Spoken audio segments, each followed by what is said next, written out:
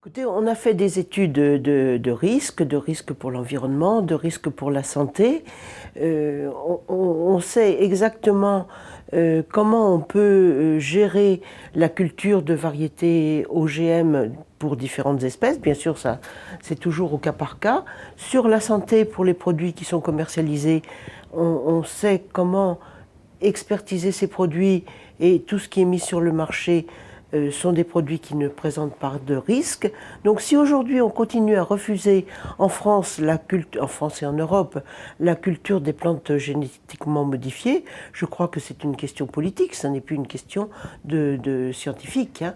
Évidemment, sachant qu'il faut continuer les analyses des nouveaux produits au cas par cas, et avec toute la rigueur des expertises qui sont conduites. Alors, vous savez, l'amélioration des plantes, c'est un processus qui est long. Pour créer une variété mise sur le marché, il faut environ 6 à 10 ans pour créer une nouvelle variété, plus ensuite les délais de l'inscription pour pouvoir la vendre et la commercialiser au catalogue.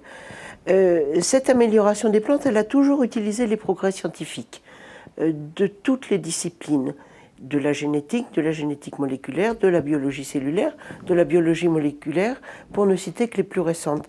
Si aujourd'hui on ne peut pas intégrer les progrès des biotechnologies dans nos méthodes d'amélioration des plantes, on va perdre du temps, on va perdre de l'efficacité et on va perdre de la compétitivité vis-à-vis des autres pays du monde, alors que jusque maintenant, la France avait une toute première position dans la production de variétés nouvelles et dans la commercialisation des semences.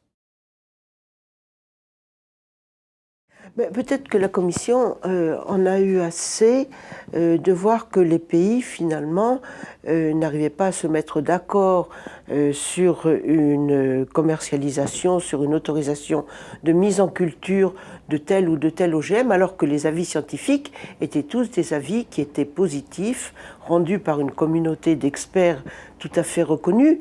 Et c'est peut-être...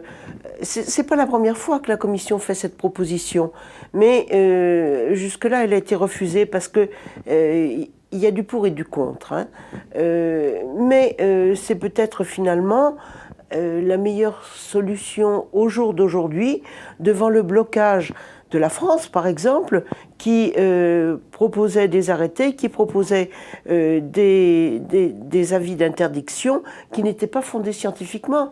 Donc peut-être que de guerre lasse, la Commission a dit bon, ben, chacun décidera. Je trouve que c'est très dommage au niveau de la commercialisation des variétés, qui est un processus qui est devenu européen très très tôt et qui fonctionne bien. Donc là, il va y avoir une brèche. Hein. Certains pays pourront dire non à certaines variétés, mais peut-être aussi que ça sera la façon de faire que d'autres pays comme l'Angleterre ou comme l'Espagne, qui le fait déjà très régulièrement, puissent cultiver des variétés génétiquement modifiées et bien montrer que dans nos conditions climatiques et pédoclimatiques, eh bien, elles ont un intérêt.